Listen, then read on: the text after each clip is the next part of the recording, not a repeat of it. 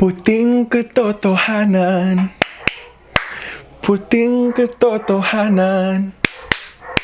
Puting katotohanan. Puting katotohanan. Puting katotohanan. Maligayang pagdating sa aking bagong series na tinatawag kong Puting Katotohanan. Because the color white symbolizes purity, so pure, puro. So, purong katotohanan lamang ang nandito. And we will discuss my version, my truth, the version of my truth when it comes to certain topics. And for today's topic, drumroll please, ang ating topic ngayong araw na ito ay crab mentality o isip alimasag.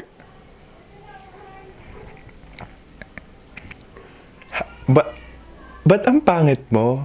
Ano ba yan? Ba't ka pa rin may tigyawat? Di ba matanda ka na? Di ba matanda ka na? Ay, wala ka pa ring anak? Wala ka pa ring anak? Ay, ikaw naman, wala ka pa ring pamilya? Yung ovary mo ata parang on your 30s. On your 30s ata parang less chances na eh. If you're planning to have a baby, parang do it now na. You know, parang wala ka pa kasing. At ikaw, ay, ang taba mo. Feeling ko tumaba ka. Ang taba mo ha? At ikaw, ang payat mo. Ting-ting ka ba? Kumain ka nga. Gusto mo na vitamins? Bibili kita. Ay, wala kang pera? Wala ka ng pera? Ay, sorry. Hindi ka namin pwedeng isama sa barkada. Wala ka kasing pera eh. Wala ka kasing pera. Parang hindi dapat, hindi ka talaga pwede eh. Sorry talaga. Sorry talaga. Tricycle driver lang yung tatay mo? Janitor lang pala yung nanay mo, no? Fishball vendor lang? Ano lang pala yan eh. Jeepney driver lang pala yung parents nyo eh. It pains me, parang nasaktan ako nung ginagawa ko yung skit yun ha, that is pure role play. I mean, these instances happen. Talagang nangyayari sila sa ating mundo. Like, minamaliit nila yung jobs. Tapos, vinavalue nila yung social classes. Body shaming. Tapos, being too much opinionated on things. That is crab mentality. Because the concept of crab mentality is when you put a group of crabs, grupo ng alimasag sa isang timba, sa isang bucket. Kapag sila'y ang instinct nila dyan, masikip. So, parang kailangan nilang umakyat pataas. But instead na magtulungan sila pataas, they're bringing each other down. And, alimasag ba tayo? Are we crabs to have this kind of fucking mentality? Ha? Crab mentality existed a long time ago, but still, it is present. I mean, oo, marami ng taong aware na crab mentality exists, but some people are still not aware that they are bringing others down, that they are being too much opinionated, that their opinions is not, parang hindi naman kailangan yung opinion mo. You don't have to have a say on everything, but still, you're so fucking, wala kang preno. Like, you're so fucking too much. So, ang crab mentality, it has a lot of effects, and it can be a form of discouragement. Crab mentality is a form of mental abuse because you're manipulating, being manipulative. You're manipulating people into thinking you are, parang sinusugatan mo sila with words in which they should not be hearing or believing or experiencing. But still, since they have a person who is immersed in crab mentality or sa isip alimasag, parang nabibring down sila dahil toxic yung environment, toxic yung opinions, toxic yung, as in lahat toxic. Dahil napaka-toxic talaga ng crab mentality because crab mentality is fueled by hate, insecurity, greed, and many more bad things. But once we're aware that we are bringing people down, even though a joke dressed as an insult. Alam mo yon yung joke, like, taba mo na, ha ha ha. That's crab mentality. It may not, you, tinawanan mo nga, sinamahan mo nga ng tawa, sinamahan mo nga ng char, joke lang, nothing serious. But still, words hurt people mentally and emotionally. Like, I have an experience on crab mentality that I have been called a lot of things. Like, growing as a child, I was fat on my elementary days, and I was I was made fun of, and I was body shamed. Imagine children at elementary school, grade 4, grade 5, body shaming each other as a type of joke, dressed as an insult.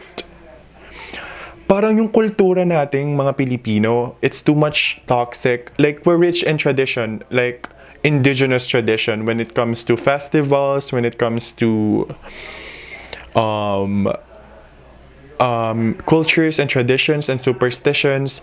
Napakayaman natin doon. But please, sana naman, iwanan na natin yung kapag mataba, tabachoy, kapag mapayat, ting-ting, kapag tigyawatin, pangit, kapag hindi maputi, pangit. Because we are an amalgamation, we are a combination of those toxic Filipino cultures. And ang isa sa pinakamalaking toxic Filipino cultures is crab mentality, in which we are bringing each other down. Ako, I've changed. I mean, it was not easy for me to see the things that I've done because I have a bad mouth. So everything I see, everything I saw in the past, I criticize, whether it was on their faces, on their body, on their appearance, on their social classes. I admit that I am flawed when it comes to recognizing my own flaws. Like, I didn't think before I say anything. I didn't think before I acted. I didn't think before I say some words that may or may not be hurtful to those people. It was not an easy road, for I am, like, napapalibutan ka ng toxic Filipino culture eh. So, like, growing as a child, it's instilled in you na, ay, normal. Normal pala yun. Normal palang tawagin akong baboy. Normal palang tawagin akong ting-ting just because of my body. Na pwede pala akong tawaging pangit because of my complexion. Alam mo yun? It's too toxic that ngayon ko lang rin na-realize na crab mentality and toxic Filipino cultures are present until now. I mean, alam ko na siya dati pa na until now present pa din. Pero ngayon ko lang na-realize na in such a young age, we are being presented these toxic Filipino cultures that we don't even realize we are doing. Like, pagtawag sa maitim na individual na negro, negra. Like, by giving simple nicknames, it may be simple to us. It may be para madaling matandaan, para makilala. But words do hurt. Saka, nowadays, it's more fun to support. For supporting each other and uniting as Filipino citizens is really a big improvement here in our country. Napakadali naman kasing sumuporta. Like, wala naman siyang bayad. If you're impressed, speak your truth. Give compliments. If you are a friend, don't get insecure, because insecurity will fucking drag you down with you. And when you are being dragged down by insecurity, parang syempre ko-continue mo yung cycle na yan. So if you're being dragged down, you're falling here. So you will continue to reach. You will bring other people down with you along with your insecurity. So after you being insecure, you will parang ipapasa mo sa napaka-toxic na way. Parang ipapasa mo in a form of this, in a form of that. And then, the next person that you pass it on to will pass it to another person, will pass it to another person. Change siya ng toxic Filipino cultures. Change siya ng crab mentality. Change siya ng hate. Change siya ng insecurity. Change siya ng greed. Kadena siya, at ang kadena, matibay yan. Matibay talaga kapag we are abused mentally, emotionally, verbally, physically in the past. It's a part of us eh. Our past is always a part of us.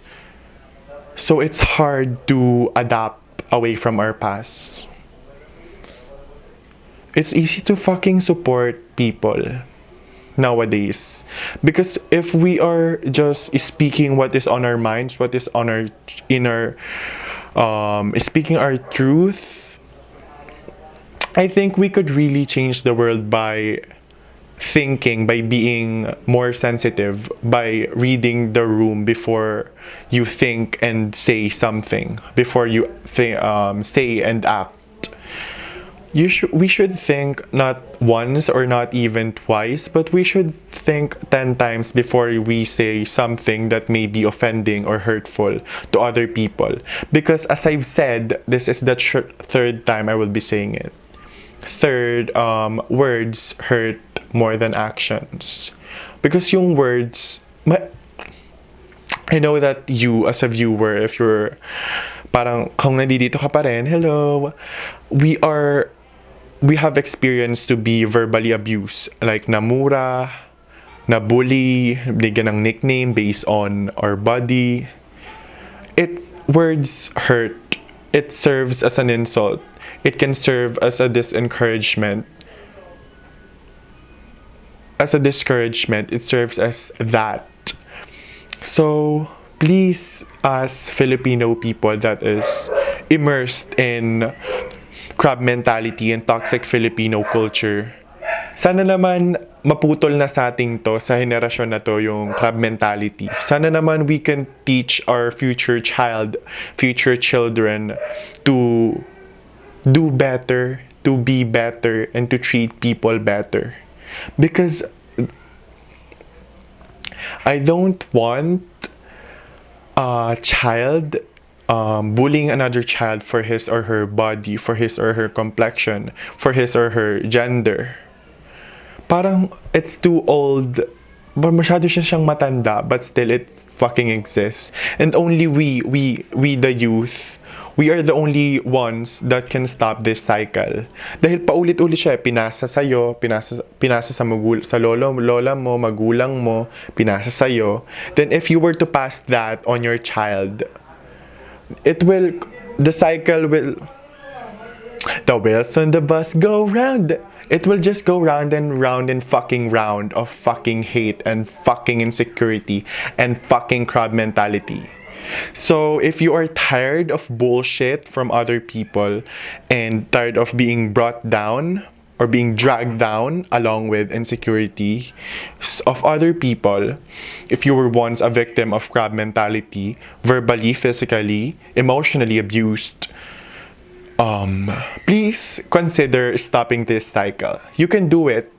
You can just be vocal and call out people. That's body shaming, that's racism, that's colorism. Be aware that what others are doing around you may or may not impact the people around them. Dahil we are human beings that connect with people, and who we hang out with have an effect on us. It has an influence on us. And if we were to be exposed in that kind of influence, which is being exposed into toxic traditions, toxic Filipino cultures, I think I will not. I promise, I solemnly swear that I will stop the cycle of toxic Filipino culture and crab mentality in the ways that I could. I would call out every individual that is body shaming, color shaming. Basta alam ko na naman yun sa sarili ko, at alam mo na rin yun sa sarili mo when the things that should not be judge by a person, like his or her body and his or her face, dahil hindi naman talaga siya mababago. Never siyang mababago. Pwede siyang mag-improve pero never siya magko-completely change, for we need these imperfections to be distinct from other people. Because we are different and we love being different from one another. Because difference is what makes the world a better place. Because if we're all the same, no, I would rather die than be born in a world where people are all the same. So I try to not be better than anybody else, but be better than my previous self and be more distinct from others. So this is for today's episode. I hope you learned a lot of things, and I hope that this cycle of crab mentality will end with us. I hope that it will end with us here in our generation. To all the youth, to all the 30 million youth of the Philippines, please, if we stop toxic Filipino culture and crab mentality and acknowledge it, parang mas mababawasan na yung mga batang may immerse into that type of culture. I hope we can be able to attain that someday, to achieve that big accomplishment as Filipino people. Don't drag people down with you. Instead, ask for help, ask for assistance, and basta wag ka na lang maiinggit. And if you're inggit, please evaluate yourself and appreciate your own beauty, because we are all fucking beautiful. We are all distinct from each other, and that is what makes us beautiful. Sabi nga ng One Direction. That's what makes you beautiful. So goodbye. Goodbye now. I hope you enjoyed this episode. I will be seeing you next time. Okay? Okay? Okay? Sa puting katotohanan. Puting katotohanan. Puting katotohanan. Puting katotohanan. Puting katotohanan. Goodbye. I'm Queen Baby Love. Treat me like a queen, pump me like a baby, and love me like there's no other. Love.